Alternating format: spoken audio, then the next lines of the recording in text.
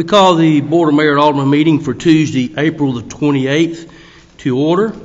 If you're able to, please stand for the opening prayer by Chaplain Johnny Bird from Legacy Church.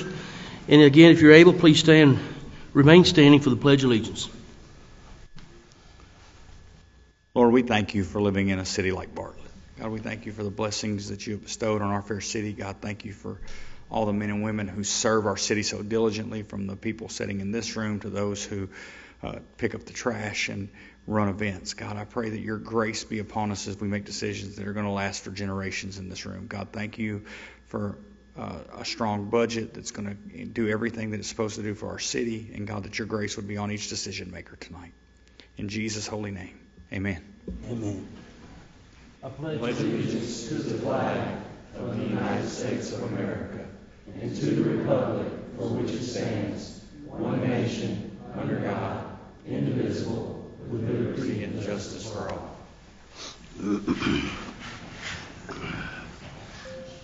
Madam Clerk, will you please read the future meetings into the record? Planning Commission, May 4th at 6:30 p.m. Bartlett Station Commission, May 6th at 7:30 a.m. Family Assistance Commission, May 7th at 6 p.m. City Beautiful Commission, May 7th at 6:30 p.m.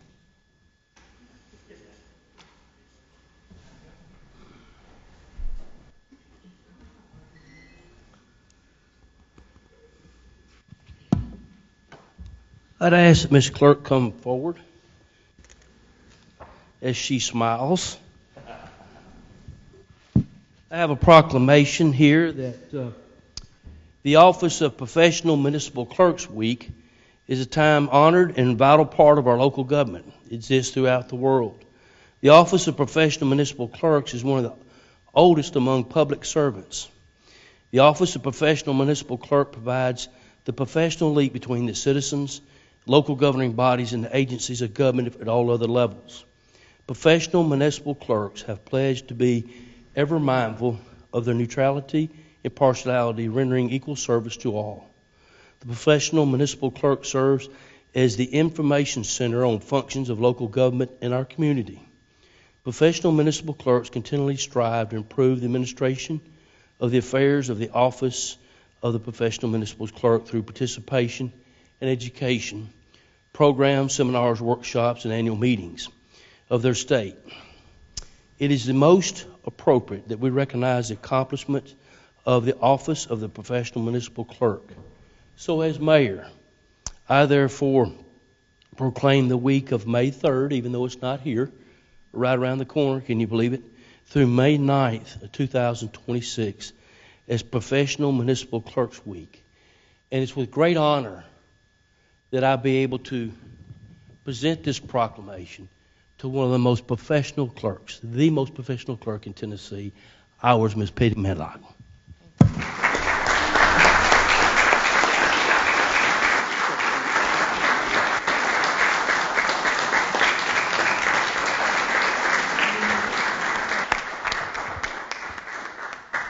you going to speak? Yeah.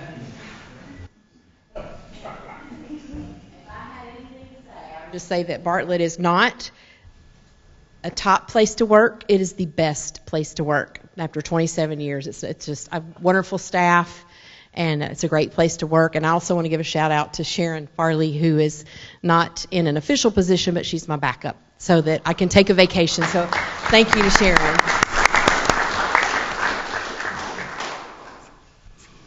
We're very thankful for our clerks.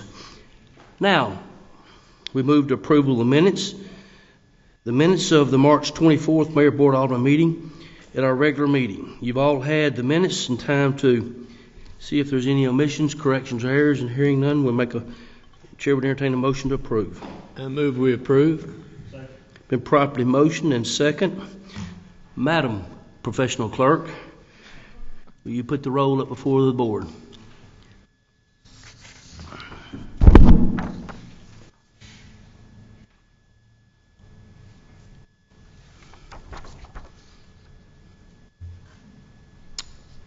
The minutes from the March 24th meeting carry 5 to 1.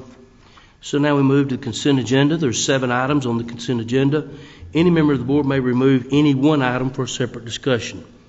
Does any board member wish to remove any item Hearing none, Madam Clerk, I'd ask that you read the 7 items into the record for us, please. Item 1, special event permit for Panther Prowl Fun Run. Item 2, contract for HVAC replacement at the venue at Bartlett Station. Item 3, residential subdivision contract for Baggett subdivision. Item 4, commercial site plan contract for McDonald's Restaurant. Item 5, mixed-use contract for the Waters at Bartlett Phase 1.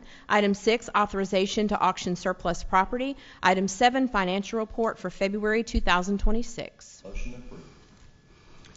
Been properly motion. Madam Clerk, you can decide who the second was, and also put the roll up.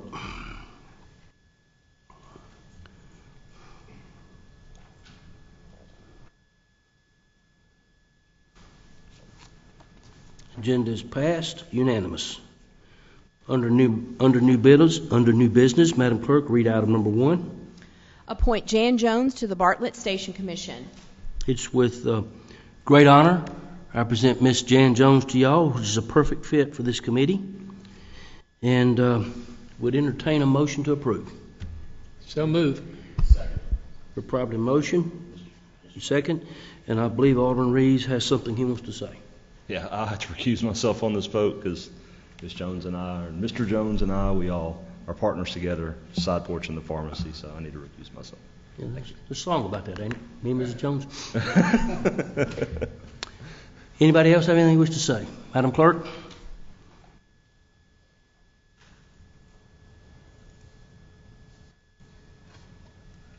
Penny, do I choose abstain or can I choose recuse? Okay. And I'll make a note in the minutes. Okay.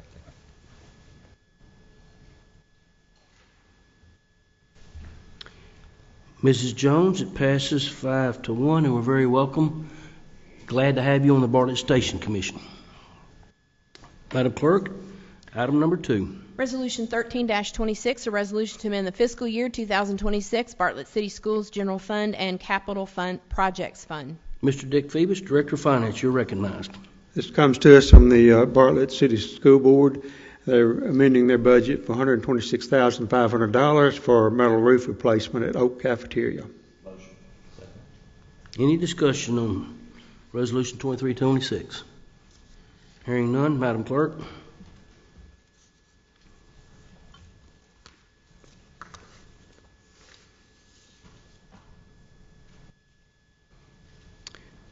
Resolution 1326 passes unanimous, 6-0. Madam Clerk, item number 3.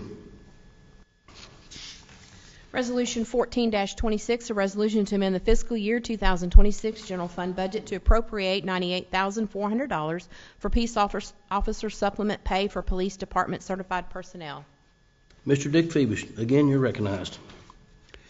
We've received $98,400 from the state of Tennessee for peace officer supplement pay, $800 each, and these will be included in the April 30th payroll. Move to approve. Second. Properly motion and second. Any discussion on Resolution 1426? Hearing none, Madam Clerk.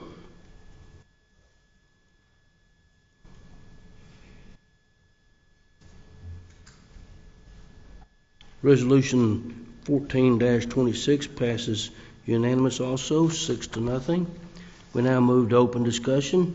Is there anything any member of the board wish to say? 2 questions. Oh, you go first. Mrs. Williams. I just would like to tell you guys thank you so much for all the love and just calls and hugs and lasagnas and all the things that were provided to me and my family during the passing of my mother. It's really hard for me to speak, but I wanted to tell you all I thank you so much. I absolutely love all of you all. I love my city. And I thank you for everyone that came out to visit Chip. I saw when you all came in and had to, Chip and, you all had to come in, the firemen came in the left, because you guys got a call. But I saw you all, so I just wanted to say, from the bottom of my heart, I thank you all. It's rough for me right now, but I'm going to get through it, because that's how my mom raised me. But I just want to say I love you all, and thank you for the support, and just continue to keep my family and myself in your prayers. Thank you. Alderman Reeves. Yeah, 2 questions. If we could, I know there's, we got the budget cycle coming up. Can we kind of get not a preview of the budget, but kind of the process for it and the dates? That way people know what to expect coming up. You can just do the dates there. Yeah, so the initial plan would be to host a work session May 12th from 4 to 6, and that would be the initial first reading of the budget, kind of go over everything that is planned, and then ultimately take the vote from this board. The following meeting would be May 26th. That would be the second reading. The ambition there is to have our public-private partners, the library, and the YMCA come and present. Just give you an update on how things are kind of going. During that work session, we could address any potential issues that came up during the budget. And then the final reading, of course, would be the first reading in June. Okay. Thank you.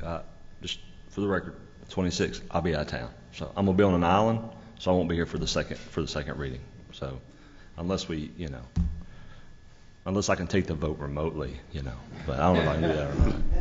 The other thing I was going to mention is I was going to ask this of the mayor or Steve, either one. I was looking at the conditions specifically on some of the contracts we supported today.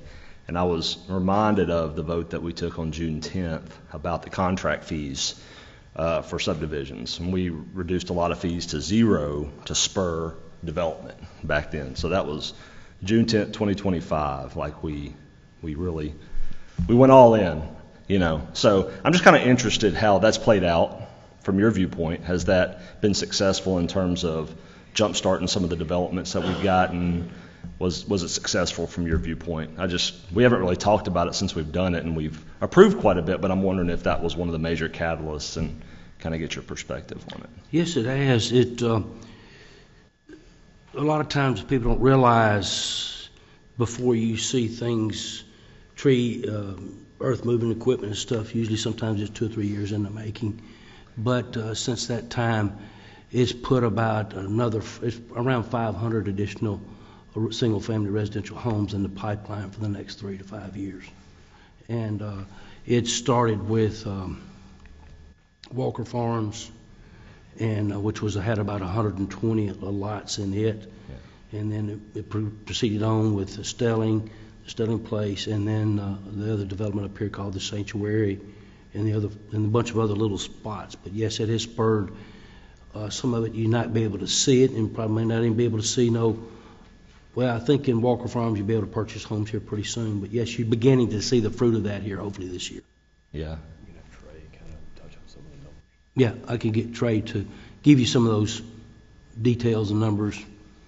Yeah, and for me it was just one of those things where it wasn't a big hoopla about it when we did it. We were just setting fees, and we sat in here and we said, is this an impediment to development? And they were. And so when we cut them really, really good, or by quite a bit, and I think it spurred on the development. So let me just say this: is regardless of what you did to the fees, it was neutral anyway. You could charge X a fee, but if you don't ever develop or never produce a lot, it don't generate no revenue to begin with. So it has a lot of residual on the back end when they do come in, down to the property taxes for a very long time, and the amount of money that it generates, the jobs that it generates, and not only what it contributes to the local economy and restaurants and business, gas stations, banking, and so forth like that. Mr. Arthur. Thank you, Mayor. To answer your question, yes, it has. It's Walker Farms, the Sanctuary, even the waters at Bartlett.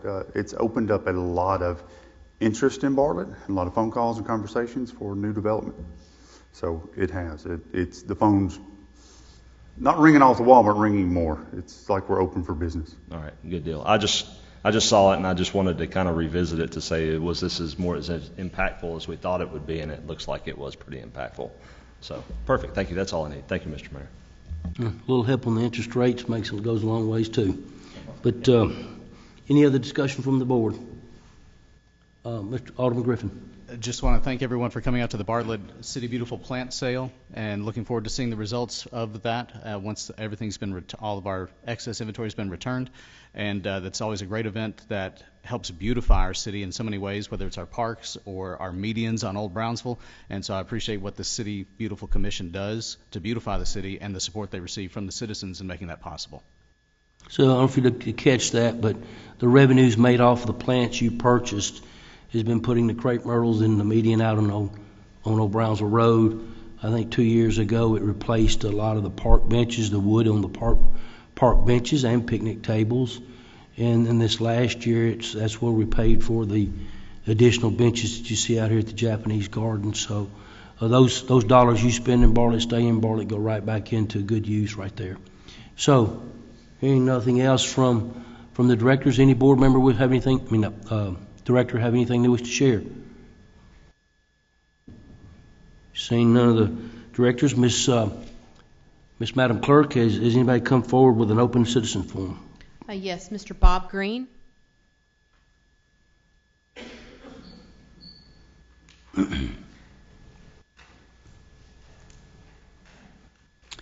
Mr. Bob, if you'd state your name and address for the record, please. My name is Bob Green. My address is 977 Schofield Drive, Cordova, Tennessee, 38018. Not here to discuss anything too complicated or controversial, but I'm a candidate for the county clerk's office.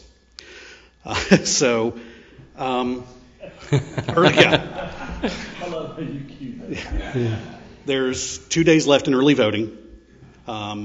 Voting officially is on May 5th. I'm noticing that the other candidates have neglected that the location is before the title. The county doesn't seem to get much attention during these primaries because they have their circuit that they run, and outsiders like me, we realize y'all aren't getting any attention, and y'all, all the surrounding cities, have more voters and very little voting. I have 3 big things that I'm running on. On day 1, I'm going to start the process of a full forensic audit. Everything that's been done wrong, everything that's been misspent, I want to know. A lot of the candidates that currently work for the county clerk's office want to just zero it out and let bygones be bygones. We have to have accountability and transparency, and that's what I'll bring. Within the first month, I want to work with Nashville. So we're going to go to Nashville, we're going to see what computers they're running, what technology they're using, and we're going to start implementing that into the county clerk's office. Right now, they're working on Windows 7. You can't update that. The money's there. No new taxes. The money's already there. It's been allocated. They're just refusing to spend it. They're not stealing from you. They're refusing to give you what you've already paid for. And then over the course of the 4 years, expanded locations, continued training, and accountability for the employees. Nobody should have to take a vacation day to go get their tags. With cars being the most expensive they've ever been, nobody should have to keep going back to the dealership 3, 4, 5 times to get drive-out tags renewed. A lot of the fellow candidates are great at discussing why they'd be great behind the desk. If elected, I will be out there in the locations, seeing what's wrong, seeing how we can fix it, seeing what we can do to make things better for all the citizens of Shelby County. My name is Bob Green. I'm on the Democratic primary.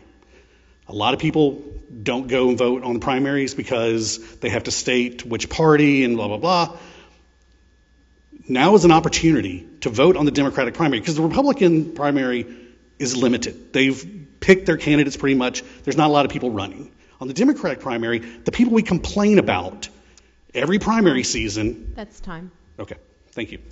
Thank you, Mr. Green. Madam Clerk, was anyone else? That concludes the business for this board meeting on Tuesday, April the 28th. Meeting adjourned.